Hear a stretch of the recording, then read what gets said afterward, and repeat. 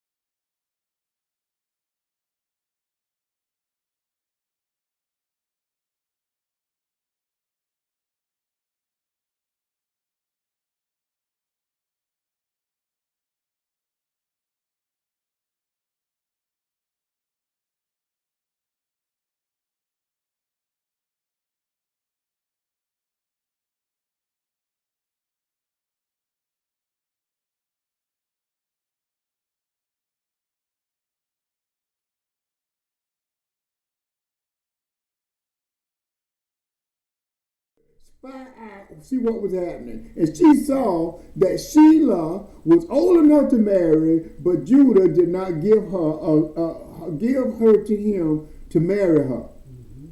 Now, let me tell you something. Now, that might seem crazy in this day and time, but an unmarried woman kind of was on her own. If your daddy wasn't going to take care of you and he wouldn't, you was on your own. So you really need your husband, so that you can live off the husband's inheritance.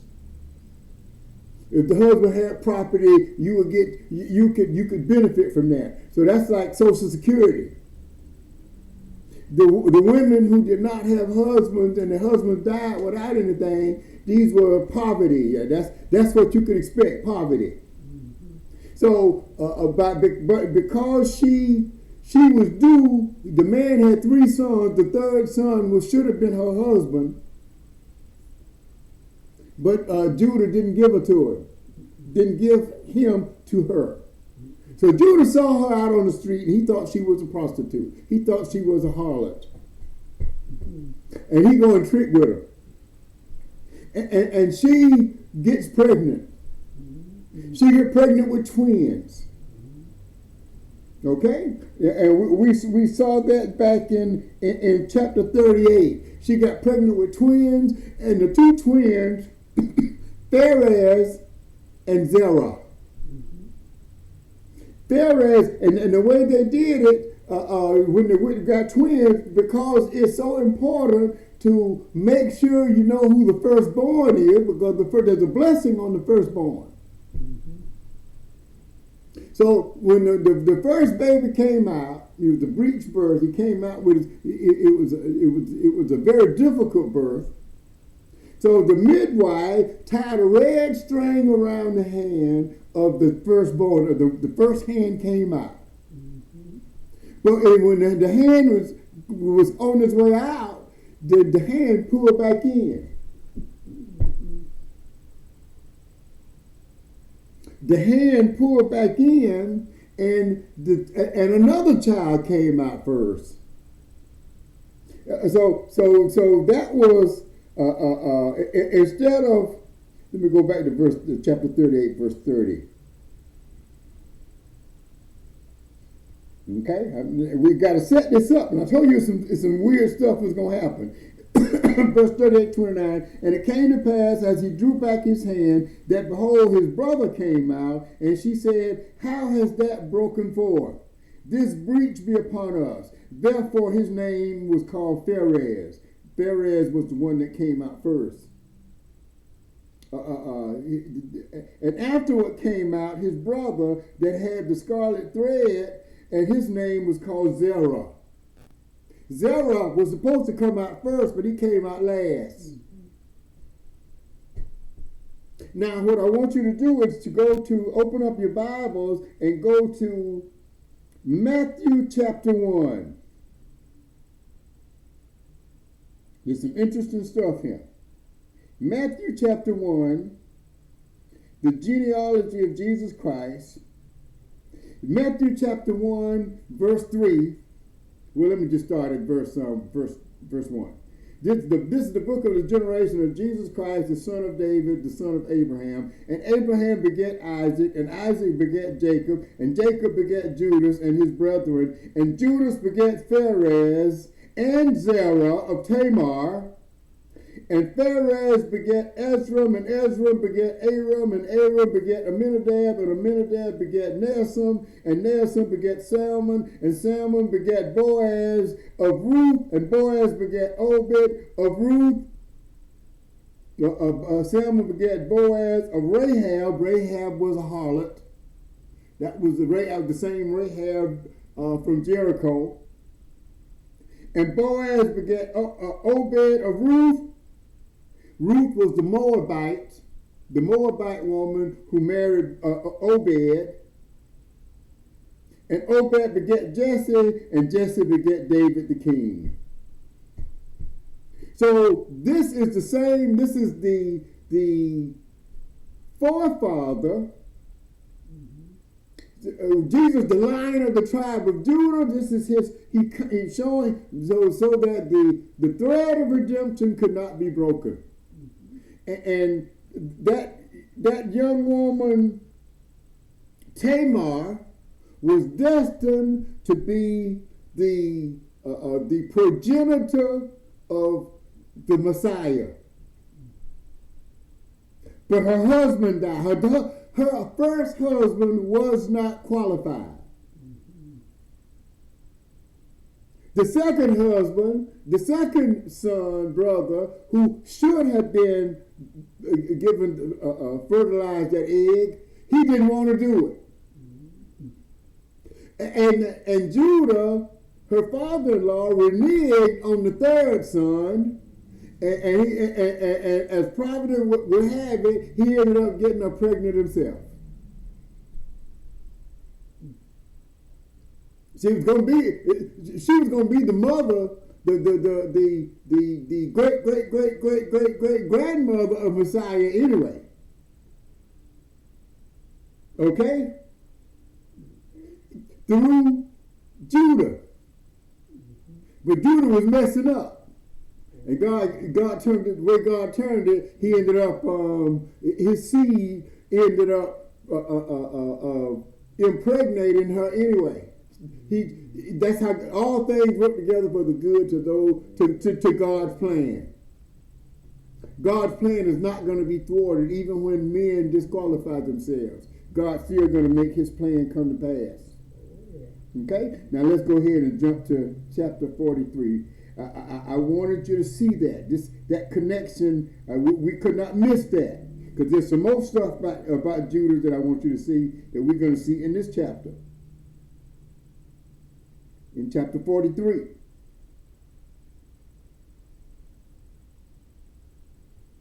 Okay? And remember now, the famine had taken over Egypt.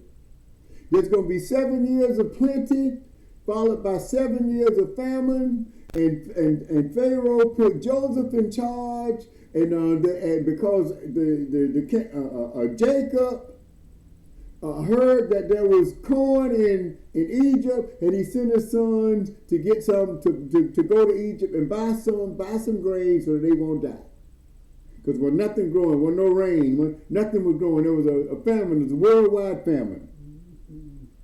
So here we are in 33 verse 1. And the famine was sore in the land, and it came to pass when they had eaten up the corn which they had brought out of Egypt, their father said unto them, Go again and buy us a little food. He going to send them back. Hey, look, we done ate up all this. Some time had passed on the first trip. And remember that they had to leave Simeon. And Joseph said, Don't come back unless you bring your little brother, because I want to see your little brother. They didn't know why. Joseph knew who they were, but they didn't know who Joseph was. So Joseph said, Don't come back without your brother. And I'm going to keep Simeon here with me as a hostage till you bring him back. And Judah spake unto him, saying, The man did solemnly protest us, saying, Ye shall not see my face, except your brother be with you. If thou wilt send our brother with us, we will go down and buy thee food. Now, this is what happened. Jacob did not want to send Benjamin, the youngest. He already lost Joseph. I'm not going to lose my youngest son. Because if something happened to them, that's going to kill me. Benjamin and Joseph were born to Rachel, and that was the love of his life. He had babies from these other women, but Rachel was the love of his life. He's the one that he had to marry all them other women just so he can wait for Rachel. And Rachel died in childbirth. So he got these two sons from Rachel. One he thinks Joseph is dead. He said, I'm not going to lose my last son. But if thou, in verse 5, but if thou wilt not send him, we will not go down. For the man said unto us, ye shall not see my face, except your brother be with you. And Israel, now, look what he just said. Look, in verse 43, verse 6. If we go back to the last chapter, they were still calling Jacob, Jacob. Now they call him Israel. Some things are about to change. It's about to get serious. He's no longer Jacob. He's Israel. Now the scripture is referring him as Israel now, from this point forward. Wherefore deal ye so ill with me, as to tell the man whether ye had a brother. He said, why y'all gonna tell? Why are you gonna do me like this? Why you even told the man that you had brothers, that you had a brother? And they said, the man asked us straightly of our state and of our kindred, saying, is your father yet alive? Have ye another brother? And we told him according to the tenor of these words. Could we certainly know that he would say, bring your brother down? He said, look, how would we know that he was going to want to see our youngest brother? We were just telling the truth. They didn't know that Joseph had an ulterior motive. They were just being honest. They ain't been honest a day in their life, but they were honest then. And Judah said unto Israel, his father, send the lad with me. Now, this is one of my favorite verses in the whole New Testament. Y'all need to see it. I was busting at the seam knowing that these next two verses were going to be there, because there's a lesson to be learned here that everybody need to get. And Judah said to Israel, his father. He didn't say to Jacob, his father, to Israel. There's a principle here that I don't want you to miss. Send the lad with me, and we will arise and go, that we may live and not die, both we and thou, and also our little ones. Look, verse 49. This is the one I've been dying to get to. I will be surety for him. Of my hand shalt thou require him, if I bring him not unto thee, and set him before thee, then let me bear the blame forever. I'm going to be surety. It's like I'm putting myself up on bond. I'm the collateral. And this is what every parent needs to do for their child in the eyes of God. Become surety for your child. Pastor Green, what you mean by that? You live so upright before God as if your child's life depended on it. You live before God as if your child depended on you being righteous. Now, if people did that, if every father in America were to live upright, well, first of all, it wouldn't be a whole lot of children there, because you know how we had some of the boys, we got a baby over Sally's house, got another baby over Tamika house, and got another baby over Sarah house. No, you're going to stay where you and your baby's at. That's where you're going to live. That's where you're going to be. You don't go from house to house. You won't be having children out of wedlock. You won't be going to prison for 20 years, and your child 18 years old before you even get to lay eyes on you, because he was born or she was born while you were in prison, and your daughters grow up instead of looking for decent, God-fearing men, they lay up with anybody because you ain't there to guide them. Nothing like being surety for your child. That's where this principle is. I've been dying to get to this. You know, I knew it was coming, Mother, but I had to wait till we get there. Some of the scripture it's hard being a Bible teacher when you know what's coming, and you got to hold back until you get there. Because I knew this was there. It's a principle that is not done in our day. That's why, you know, they talk about, we need to come up with some programs because all our children going to jail and they're killing each other and society going to hell in a handbasket. What can we do? We need to put money in programs. No. All we need is fathers being fathers. And living, being a surety for your child. You make sure that your child has what they need in the eyes of God. You make sure that your child know who God is. Somebody need to help us right there. That's the problem in our society. You can throw all the money you want to at anything. You can build all the border walls you want. If the men in Mexico would, it's a whole bunch of things that's just happening in the world. There's nothing you can do. A lot of men try to do right by their kids.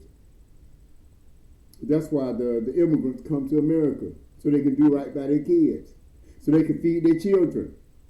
They know they got a better chance of having a good life here than it is where they come from. So they come here, seeking a better life.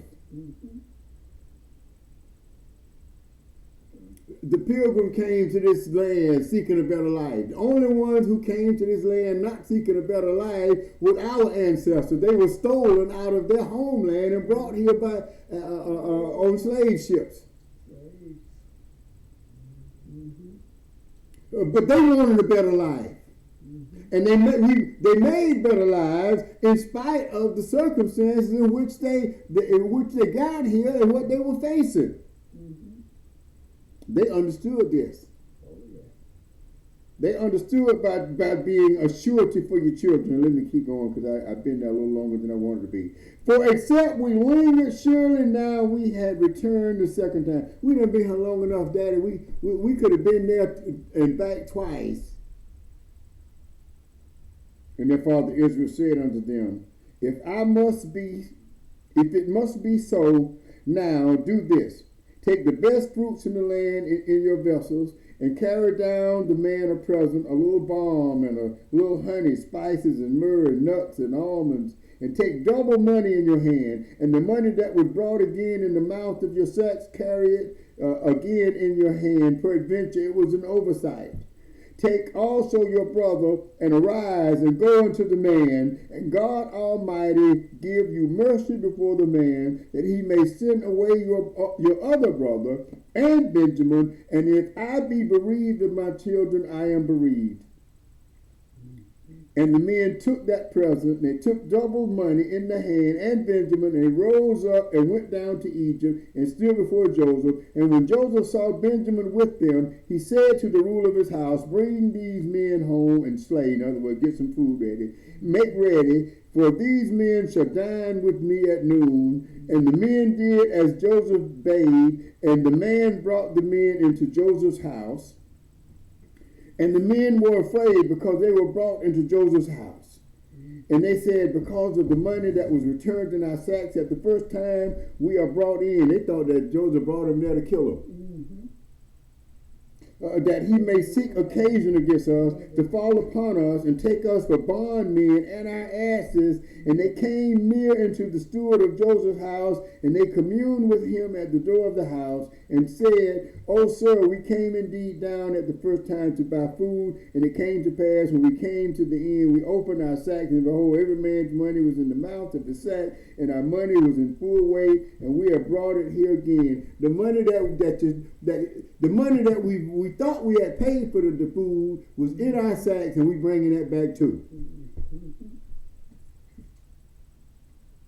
The other money had we brought down in our hands to buy food. We could not tell who put money in our sacks.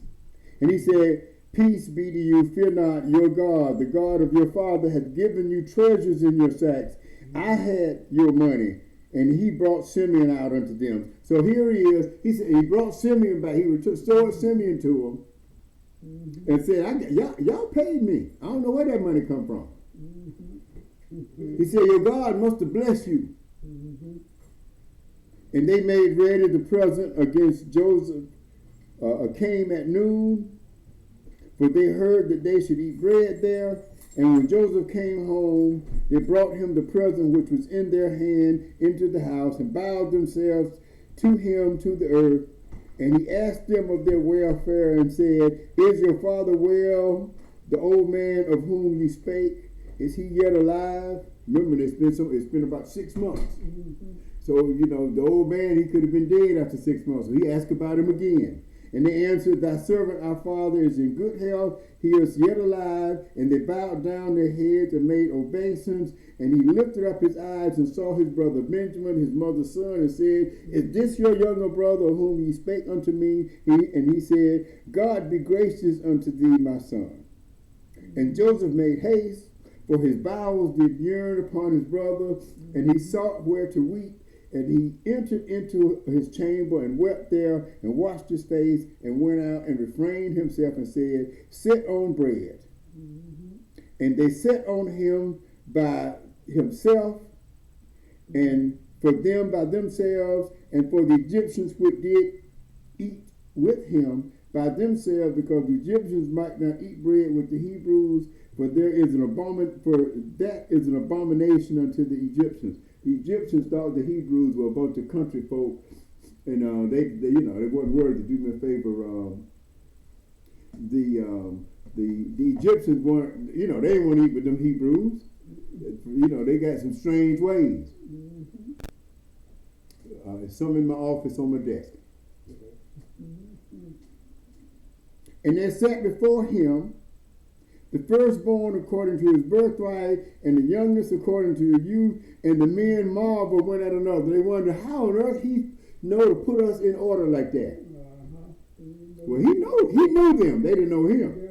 So he lined them up according to their birthright, but according to the oldest to the youngest. And he took and set messes before them. But Benjamin's mess was 5 times as much as theirs, and they did drink and were merry with him. Now, let me tell you what happened. Once upon a time, they were jealous of Joseph because he got favor.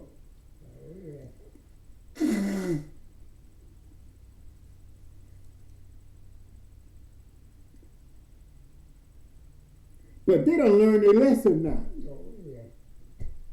So here it is. Joseph is showing favor to Benjamin, but they're not jealous no more.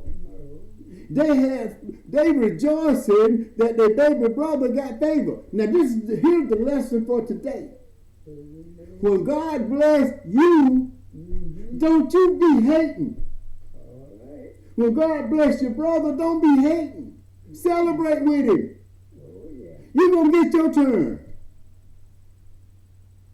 See, Mother, sometimes we see God bless one person and we get jealous. Oh yeah.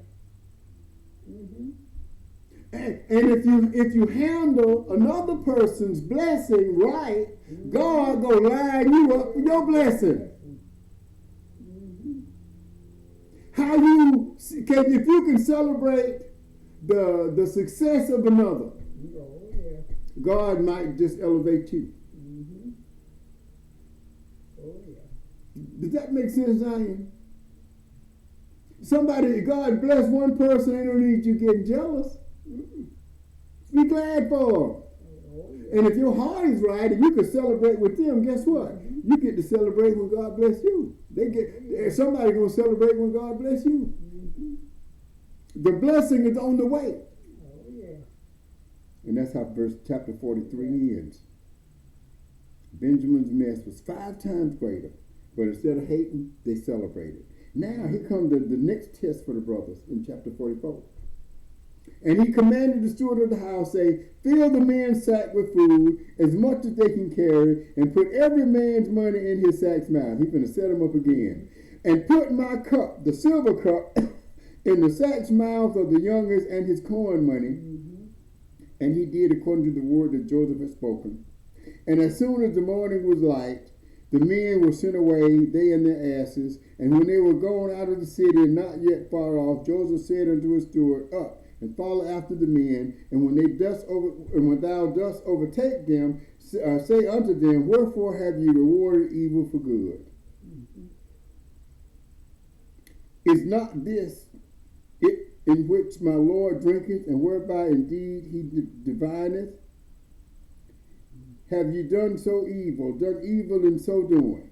And he overtook them, and he spake unto them these same words. And they said unto him, Wherefore saith my Lord these words? God forbid that thy servants should do according to this thing. Behold, the money which we found in our sacks' mouths we brought again unto thee out of the land of Canaan.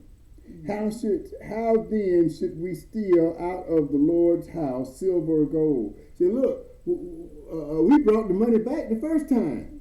Right. We ain't know where it came from, so we brought it back. So why would we steal when we come back the next time? That's what he's saying. With whomsoever of thy servants it be found, both let him die, and we also would be thy Lord's bondmen. So they knew that they ain't done nothing. Right. So he is saying, if you find it, whoever you find it, you can kill them, and the rest of us gonna be your slaves. How about that?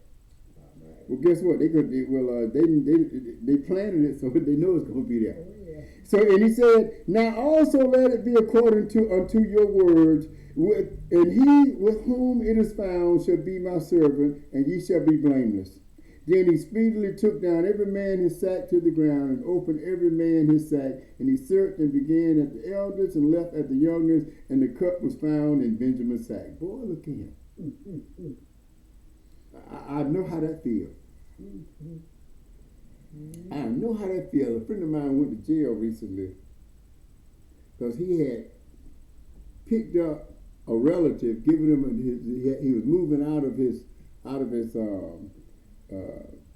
I think his girlfriend's house, and she had kicked him out or something. Something happened. He had to leave. But he was not exactly the most honest person in the world. He was a drug dealer. Oh, yeah. So my buddy picked him up, gave him a ride, and the man was under surveillance, and the police stopped him. Oh my! And he was dirty. Mm-hmm. And you know you ain't done nothing, but somebody with you dirty, and everybody go to jail. Oh yeah. And Judah and his brethren came to Joseph's house, for he was yet there. Well, verse 13. And they rent their clothes and laded every man his ass and returned to the city. And Judah and his brethren came to Joseph's house, for he was yet there, and they fell before him on the ground. And Joseph said unto them, What deed is this that ye have done? Wot ye not that such a man as I can certainly divine? And Judah said, What shall we say, my Lord? What shall we speak? How shall we clear ourselves? God has found out the iniquity of thy servants. Behold, we are my Lord's servants, both we and he also with whom the cup is found. He said, Look, there go the cup. There it is. We your servants now. He ain't even arguing. He ain't arguing. He said, God done found us out. See, they knew what they did to Joseph. Mm-hmm. They knew what they did to Joseph. God done found us out. We thought we had got away. And he said, God forbid that I should do so. But the man in whose hand the cup is found, he shall be my servant. And as for you, get ye up in peace unto your father. He said, Look, I don't want y'all, the one who we had the cup, that's going to be my servant. The rest of y'all can go home. Right. Well, Judah can't have that because he done already gave his father his word.